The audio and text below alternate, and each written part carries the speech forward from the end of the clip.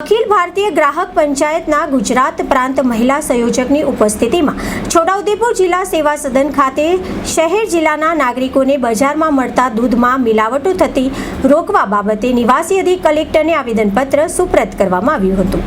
આજે અખિલ ભારતીય ગ્રાહક પંચાયતના ગુજરાત પ્રાંત મહિલા સંયોજક ડોક્ટર અર્પણા પંચોલીની ઉપસ્થિતિમાં છોટાઉદેપુર જિલ્લા સેવા સદન ખાતે નિવાસી અધિક કલેક્ટરને આવેદનપત્ર આપવામાં આવ્યું। આવેદનપત્રમાં જણાવ્યું કે શુદ્ધ માટે યુદ્ધ, સિન્થેટિક દૂધ, કેમિકલથી બનાવેલ નકલી દૂધનો વિરોધ, દૂધ અને દૂધની બનાવટોમાં થતી ભેળસેળ, મિલાવટ હોય, શહેર જિલ્લાના નાગરિકોને બજારમાં મળતા દૂધમાં મિલાવટો થતી રોકવા બાબતે નિવાસી અધિક કલેક્ટરને આવેદનપત્ર આપ્યું હતું। આ પ્રસંગે ગુજરાત પ્રાંત મહિલા સંયોજક ડોક્ટર અર્પણા પંચોલીની સાથે ઉપસ્થિત વિરાજ દેસાઈ, ગાર્ગી દેસાઈ, ગણપતસિંહ રાજ, નારાયણ પાટીદાર, જયદેવ પંચોલી સાથે નિવાસી અધિક કલેક્ટરને આવેદનપત્ર આપવામાં આવ્યું હતું અને રજૂઆત કરવામાં આવી હતી।